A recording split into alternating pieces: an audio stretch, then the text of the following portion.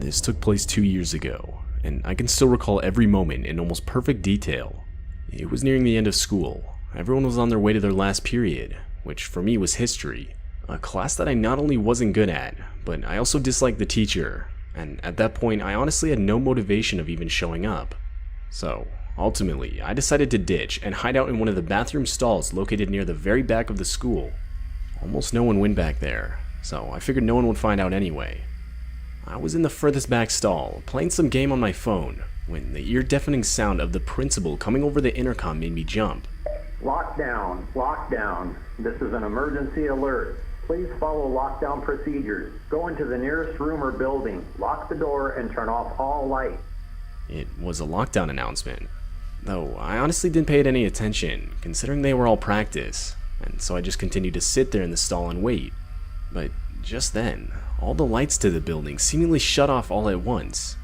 The hum of the light faded, along with the buzzing of the AC unit, which meant all the power to the school had been cut off. The bathroom had gone pitch black, and that's when I was actually starting to get worried. Power was never cut off during practice lockdown drills. I texted my friend asking him what was going on, and literally right away he answered back with a text saying, "Dude, where are you? It's a real lockdown. Everyone's asking where you are." I told him I was in the bathroom, and he responds saying I should hide. But where else could I go? I wasn't just going to run out into the hallway to find a better spot. So ultimately, I decided to stay and hide in the stall I was in. I turned my phone's brightness down and texted my friend again. I asked him what the reason was for the lockdown, and after 5 long minutes of waiting, he replied saying that apparently there was a kid armed with a knife banging on classroom doors and asking to be let in. Both my classroom and the bathroom I was in were on the same floor, so I turned off my phone and tried my best to see if I could hear anything. There were running footsteps, and that was shortly followed by the sound of the bathroom door opening. I was absolutely horrified at what I was hearing. Whoever entered walked towards the stall next to me, went inside, and shut the door. I held my breath for what seemed like forever. Then, to break the silence, in a shaky voice, I said, "Who's in here?" It was silent for a second, and then I heard a voice reply with, "I'm just looking for a place to hide. I heard there was a lockdown over the speakers." That didn't really answer my question, but the guy sounded around my age, and so I decided I'd just let it go. We sat in silence for what seemed like forever, when finally we got another announcement telling all students to exit the school in an orderly fashion through the front doors, where cops would be waiting outside. I exited the stall, but was surprised to see the guy next to me didn't. I asked him if he was coming, and he replied saying, Yeah man, just give me a couple minutes." I thought that was weird, but regardless, I left the bathroom and started heading towards the front exit of the school. As I was walking, my phone went off. My friend had texted me. He said that apparently a kid who was maybe a couple years older than us tried to rob a nearby gas station at knife point. The guy actually stabbed a couple people, and when he was unsuccessful in getting any money, he ran to hide in our school to blend in as one of the students. But what horrified me the most was the last sentence. My friend said that the cops outside were saying that the kid was still inside, and that he was hiding somewhere in the back of the school. Reading this changed my walk to the front doors into a full-on sprint. Right as I got outside, I would frantically inform one of the police officers of what I had experienced. And after they searched the bathroom, they found it was empty, but that the window inside was broken. The kid had broken and escaped through the window. Needless to say, for the next few school days, I had gotten a lot of unwanted attention because of what I had experienced. As far as I know, the kid still hasn't been caught, and it's still just difficult for me to come to terms with the fact that I was unknowingly hiding in a stall right next to the guy I was trying to hide from.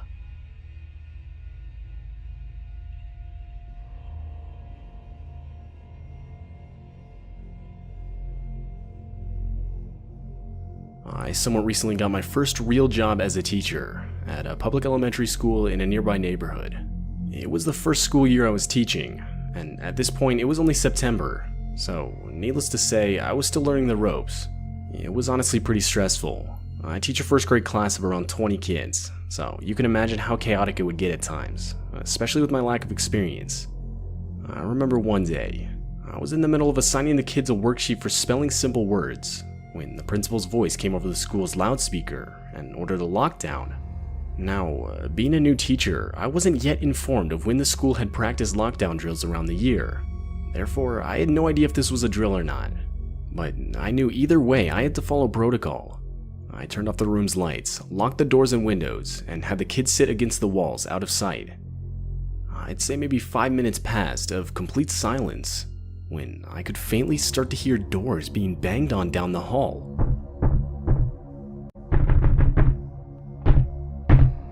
I could feel my heart start to race as the sounds got louder as whoever was banging on the doors got closer. At this point, I still had no idea whether it was just the principal checking all the classroom locks or an actual intruder in the school. But my thoughts were interrupted by one of my students bursting out crying. It was too loud. There's no doubt whoever was outside would have been able to hear it. I could tell. The banging outside stopped in response to the noise, shortly after followed by a single pair of footsteps walking up to the door. It was silent for a few seconds, but the silence was quickly broken by a male's voice yelling out, "Hey guys, I think there's kids in this one." And that confirmed this lockdown was real. More footsteps could be heard running up to the door, and that's when genuine attempts to break down the door were made by multiple people. At that point, not a single kid in the class wasn't crying or screaming in fear. I didn't know what to do. I was never trained for this kind of situation. And that's when 2 gunshots could be heard. But it didn't come from the intruders. Police were now inside the building. Right after the shots were fired, the intruders could be heard running down the hall. 30 minutes later, and we were given the all clear.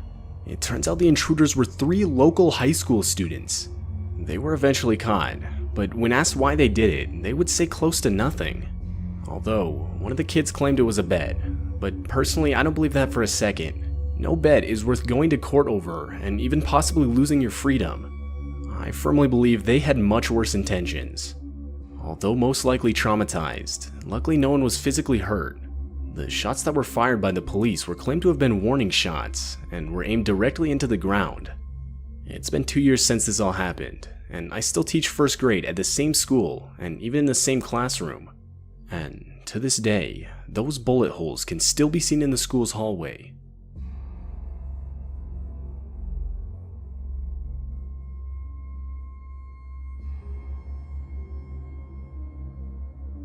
This happened back when I was in middle school.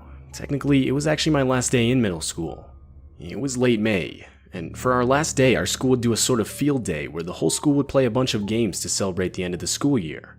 Now, back then, I used to be a pretty active kid, but unfortunately, due to a recent concussion, I was unable to participate in any games the whole day.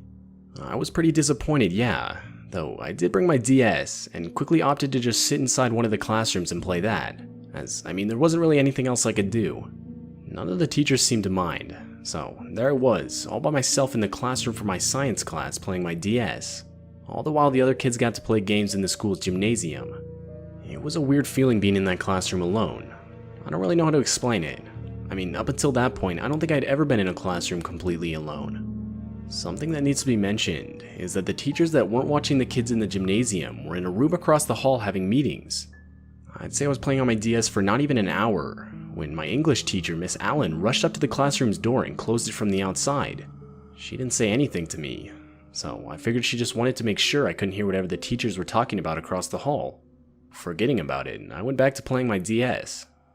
A couple minutes later, the classroom's door swung open.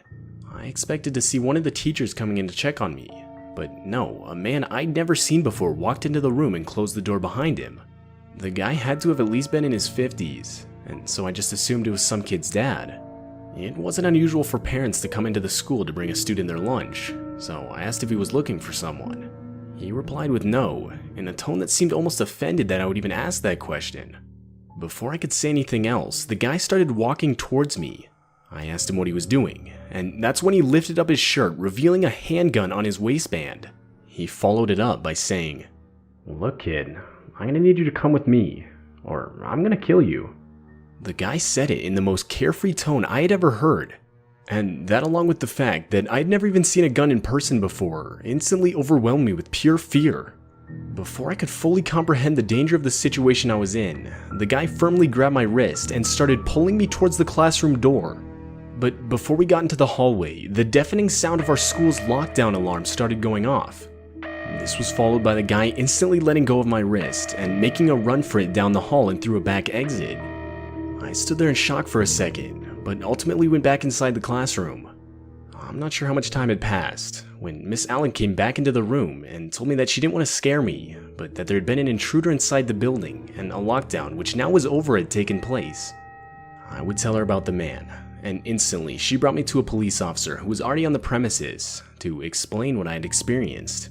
It turns out the man was the whole reason the school went into lockdown in the first place. The man was reported to have been scoping out the school all morning, and when he was seen getting close to the building itself, someone would call the police, which resulted in the lockdown. The guy was later caught and would openly admit that he had been trying to scare kids into getting into his car so he could kidnap them. And this reality still horrifies me to this day. Not a day goes by where I'm not thankful for the school's alarm going off when it did. School lockdowns can be some of the most terrifying things you can experience. The general fear of what's going to happen next is very overwhelming for a lot of people, sometimes even if it's just a drill. In this video, we'll be going over 3 terrifying true school lockdown horror stories. If you guys do enjoy horror stories told in the first-person format, all I ask is that you consider subscribing, as that's the only content we post, and we upload around 4 videos weekly, sometimes even more. And be sure to stay to the end of the video, as honestly all of today's stories are absolutely terrifying. With that being said, let's continue into the school lockdown horror stories.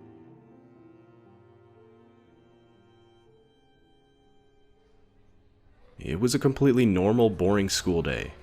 I was in 7th period math, and the clock showed 2:45 p.m., which means the school day was nearly done. As it was a Friday, and spring break was just around the corner, you could feel everyone getting antsy in their seats. A lot of people had tests and whatnot, whereas my class got to have fun. We had a super laid-back teacher who loved to entertain us as much as possible. We lucked out in that sense. Me and my girlfriend Haley were messing around in the back, talking about something that occurred earlier that day. When it happened, the alarm for the lockdown went off, and the principal came over the loudspeaker. Now, for some context, typically a teacher would yell lockdown 3 times if it was a drill. We were always told if it was 4 times, it was not a drill. The reason for this was to hide the fact that we knew someone was in the building with malicious intent. 4 times we heard the word lockdown. Now, I've gotten so used to hearing it only 3 times that I paid no attention to how many times lockdown was even said. The teacher did the usual, turning off the lights, closing the door, and ushering us to the back corner of the room where we couldn't be seen from the glass on the door. Our classroom had 2 doors, one at the front and one at the back. In the midst of all the commotion, me and Haley did the one thing you should never do in a lockdown. We snuck out of the class. We were now in the hallway on the 3rd floor. Everything looked so weird. Not a single person in sight other than the 2 of us.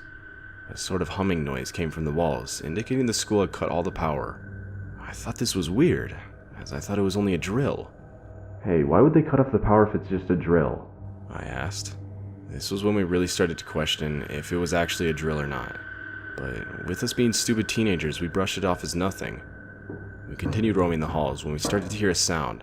We got really creeped out by this, as no one was supposed to be outside the class. Fearing it was a teacher, we ran into the nearest bathroom to hide. We ran into the 4th stall that was tucked into the corner and hid. We sort of just sat there, giggling, thinking we outsmarted the teacher. Maybe about 30 seconds had passed, and we started to hear the footsteps again, but this time much closer. My heart froze.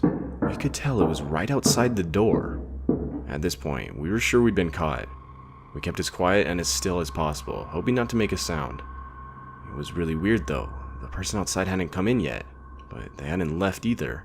If they left, we would have clearly heard their footsteps leaving, but we never heard them. Haley pointed this out to me, and that's when we started taking the situation a bit more seriously. The door opened, and someone stepped in. I was about to walk out of the stall and apologize for sneaking off when Haley stopped me. She whispered to me, "Isn't it protocol for teachers to ask if there's anyone in the bathroom?" She was right.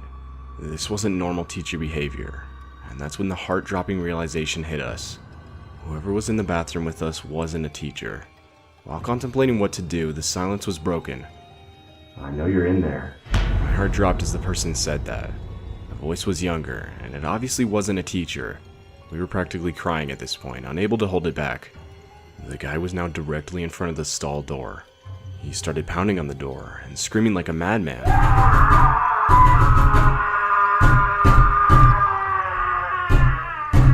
As this was happening though, I heard the door open again, followed by the familiar voice of my teacher, Mr. Taylor.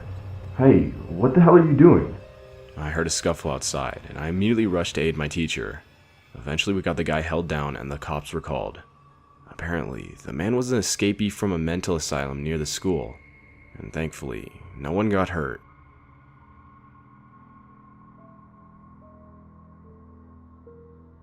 I don't know if any of you guys remember a few years ago when a sort of killer clown craze shook America for a few months. Well, this all happened during that time. I always remembered me and my friends thought it was funny, and we'd always watch those clown caught on camera videos that were really popular at lunch. Although, our laughter turned into fear when we were made aware that a few of those clowns on Twitter threatened to come to our school at 11 a.m. that day and quote-unquote kill all of us. Luckily, the school picked up on this, and they sent out emails to the parents that they had scheduled a planned lockdown at 10:30 that day in response to the threats. I was sitting in history class when I heard the familiar sound of the lockdown alarm, followed by the teacher rushing to the windows and door, locking and closing them. Even though initially the threat freaked me out, I wasn't worried at this point. I reasoned that it was most likely just another blank threat online, and that nothing would happen. After about 40 minutes of silence, sitting on the cold floor in the corner of the room, the emergency green flashing light turned off, then followed by the air conditioning slowly falling silent, and then the hallway lights switched off.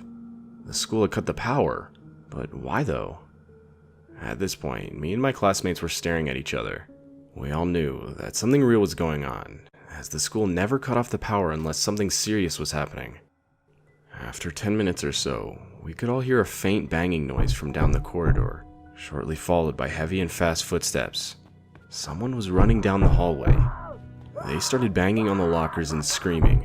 At this point, a few girls started quietly crying. Just then, the most terrifying thing ever happened. One of the men, dressed as a clown, ran up to the class door, banging and screaming. Multiple people were crying now, and one of my friends whispered to me in complete seriousness, saying we were all gonna die. I have no shame in admitting that this caused me to start crying too. I then heard the loud sound of glass shattering. The man had shattered the glass part of the door, and I could see his arm reaching through to try to unlock the door from the inside. I was frozen and in complete disbelief as to what I was witnessing. But luckily, my teacher reacted quickly, grabbing a piece of shattered glass from the ground and stabbing the man's arm before he could unlock the door. He instantly grabbed his arm back, and you could hear his screams of pain.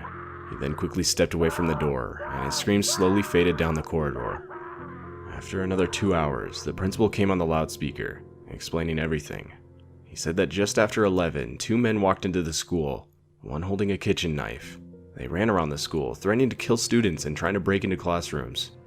But once the police raided the school, only one of them was caught, and it wasn't the one who tried to break into our classroom. After the whole event, the school got over 20 buses to take the younger kids home, and the kids 9th grade and over, like me, were told to walk home in groups and call the cops if we saw anything suspicious. I had a hard week at school after that experience. I was always thinking that the men would return, this time with a gun or something, but nothing happened. This, nonetheless, will be scarred into my mind forever. Ever since the lockdown, the school has hired a few more on-campus police officers, and they've installed some auto-locking features on doors and windows. This has made me feel a little bit better in school, but this isn't just an experience you can simply forget about. I live in the middle of nowhere. The school I go to has maybe 500 students in total. It's enough for everyone to know everyone's name. Regardless, this day our school went on lockdown. That familiar, yet eerie chime of our principal's voice saying to remain in our classes until further notice rang through the building over the intercoms. His voice was surprisingly calm, especially considering the fact that he didn't even say it was a drill. Despite our little town, crime isn't completely unheard of. We've had our fair share of reported break-ins, robberies, and even some gang activity. "I bet it's a robber down at Chase Bank," my friend Kyle joked. I laughed, and we started talking about what we actually thought the whole lockdown was for. Kyle's voice was beginning to get louder, only interrupted by our teacher, Miss Sander herself, shushing him. It had now been about 10 minutes of complete silence. But like most high schoolers tend to, we all lost our patience. Everyone was now talking softly to whoever they were sitting next to at this point. Just then, we all heard it. Footsteps. Not just one pair, but a few walking down the hall. We all went quiet, knowing that something was wrong, and if this was a drill, it would have been just one pair of footsteps, that being the teacher checking on the classrooms. Even Kyle, who had previously been talking, grew silent.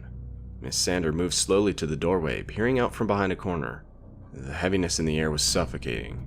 Just then, we heard footsteps again, seemingly doing another lap around the school. A girl across the room let out a muffled sob of fear. I focused my attention on the door. I was leaning out from behind a table to peer through the window to see if I could see anything. I'm not sure what I expected to see, but whatever I was expecting, a whole lot of nothing was not it. The hallway was empty and completely dark, as it tends to be when no one was in it. The lights were all automated in my school, but just then, I noticed some of them turn on. A wave of yellow light instantly filled the room as we huddled in, casting shadows against the rows of desks.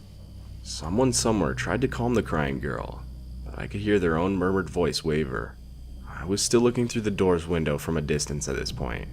But of course, as I was doing this, I saw someone walk up to the window and start looking through into the room. I instantly ducked back down behind the table the whole class was hiding behind. I felt my heart beat wildly as I heard the sound of the doorknob start to shift. My vision grew static as I pulled my knees to my chest, curling up tightly in the corner of the room. The door shook as the guy banged on it repeatedly, and as he was doing this, my biggest fear came true. The door hinges gave out, and this guy proceeded to walk into the classroom. All of us went silent, praying this man wouldn't walk over to the corner of the room and see all of us hiding behind this table. About a minute passed of just this guy standing there, and we could hear someone else sprinting to the door, followed by the words, Dude, we gotta go. The cops are already here. That's when I heard the guy start running out of the room and down the hall. The cops came, and a little later that was it. The guys who entered the school were never caught, and apparently they were armed with guns. The story goes that one of the kids at my school tweeted at a gang, essentially making fun of them the night before that school day. And of course, the gang took it very seriously and planned on raiding the school and killing the kid responsible. Luckily, they weren't successful, but this experience still terrifies me nonetheless. I went to middle school at a private school where the middle and high school was comprised of only 30 students. One of the assistant coaches for my middle school team was a soft-spoken man that volunteered for many of our school functions. I assume this is due to the fact that he had 2 adopted sons that attended my school. One was a grade older and one was a couple of grades below me. I didn't really remember him at all until I graduated high school and out of the blue get a phone call from a number I didn't recognize. Still don't know how he got my number. It turns out to be that this man was wishing me a happy graduation. I at first thought that he was just friendly, but then he called back insisting on taking me for a steak dinner.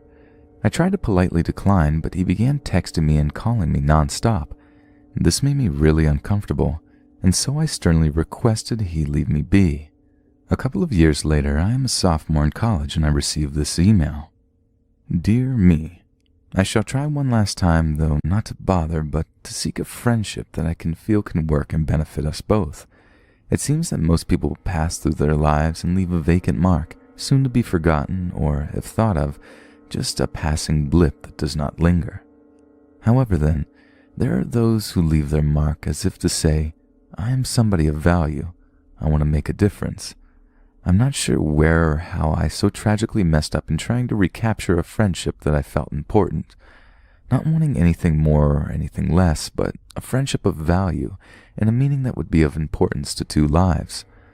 Long ago, as a soccer coach, there was a young man of intrigue on my team. His intelligence shone through his skills on the soccer field, and there was something there, something that sparked a thought of value. It was difficult to define, harder still to understand. Nonetheless, that young man left a mark that would stay in the portals of my mind. Typically, society does not take kindly to a grown married man taking up a friendship with a young man with a family of his own. Innocent, of course, respectfully even more, but still looked at with this inevitable stink eye. Maybe one day the paths of this coach and team member will cross again. Most of the friendships that I value in my life have come along in the most unusual way, For instance, the 19-year-old female classmate at mortuary school that just seemed to fit under my wing. I was the one that was not interested in hitting on her, just establishing a friendship that could last for years to come. Or perhaps the 93-year-old lady in the nursing home who was hungry for the company of someone that enjoyed listening to her stories of times gone by. The 70-year-old author from Casey County that immediately gave a feeling of commonality that was uncovered after just a few dinners and glasses of Merlot. A young friend of a son who, lacking a father figure, just wanted respect from a generation that was not willing to give it. I could go on and on. I have found that the old saying that you can't pick your family, however, you can pick your friends, is of tremendous value in my life. Souls are waiting around every corner or in the most bizarre places, but when you encounter them, the rewards are endless. What does all this mean? For you, perhaps nothing, or maybe, just maybe, something. This is for you to decide. Nature may have already taken its course, but I try not to give up on anything that I consider of value in my life or the lives of others. Best regards, him. I responded extremely curtly and notified this man that I forward the email to my father, attorney at law. I don't like to speculate, but considering the nature of the adoption of the demeanor and behavior of his sons growing up, as well as their age of proximity to me, I really worry about their upbringing. I never heard from this man since, but my younger sister said one of her male friends has had similar interactions with him. To add to the creepiness, this man is a mortician in my county.